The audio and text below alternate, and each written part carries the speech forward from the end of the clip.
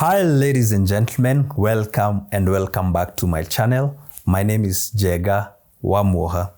On this channel, we discuss financial matters and how to generate wealth in an ethical manner. Today, I want to do a brief comparison between Boda Boda business and taxi business. And I am convinced from my thorough research that it is actually better to invest in Boda Boda business as opposed to taxi business. And by the end of this video, I know you will also be convinced. But first, let's get those credits rolling.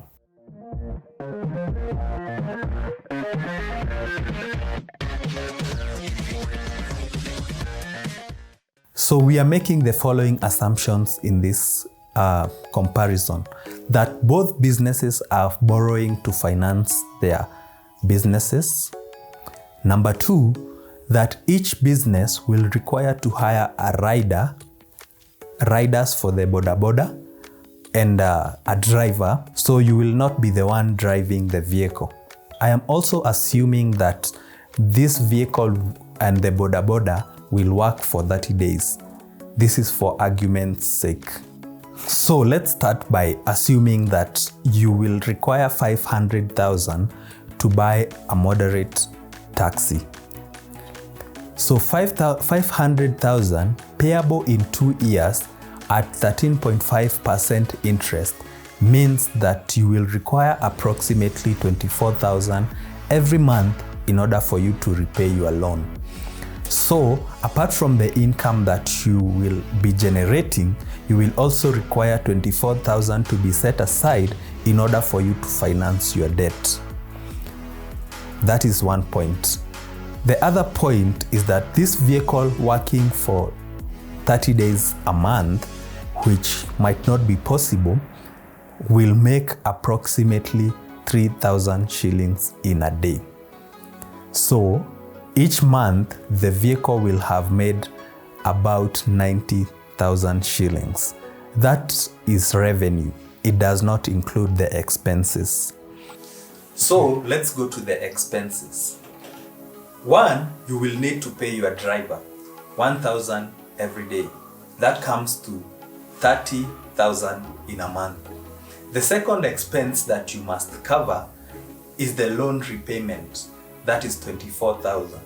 The third expense is that of fuel. You will need to fuel the car, and that is also 30,000, assuming that every day you will use 1,000 shillings to fuel.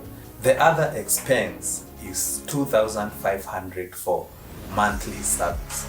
This total comes to 86,500 shillings. So in that month, you made sales of 90,000 because the money that you collected from the taxi was 90,000, but your expenses came to 86,500. So in that month, you will be making 3,500 shillings. So at the end of the 2 years, you will have made 84,000 as profit from the taxi business. So if you decide to dispose your motor vehicle, there is a high possibility that you can get about 300,000. So that will come to about 384,000 will be your profit in 2 years. So now let's go to the Boda Boda business with the same amount of borrowed capital. So with 500,000, you can actually manage to purchase 5 Boda Bodas. Each Boda Boda can be able to make 400 shillings in a day. In the 400, this is your net income per Boda Boda per day, because the Boda Boda rider services the Boda Boda, he pays himself his wages, and he also caters for the fuel. You do not need to pay for fuel every day. So with 5 Boda Bodas, you are making a cool 2,000 shillings in a day. So what you are deducting from the 2,000, if you multiply the 2,000 and you assume that the Boda Boda rider also works for 30 days, as we made in the first assumption, that means that the Boda Boda is making 60,000 in a month. If you deduct the same amount of loan, which is 24,000, you get 36,000 Kenyan shillings.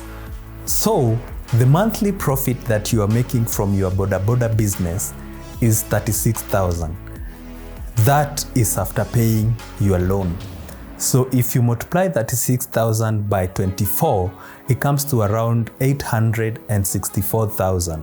So 864,000 is the kind of profit you will have made compared to 84,000 that you will have made on the taxi business. So if you decide to dispose your Boda Bodas, each can fetch 50,000 shillings. If you add the 250,000 with the 864,000 that you have made in terms of revenue, and deducting your expense, your biggest expense, which is the loan, we are talking about shillings 1.1 million.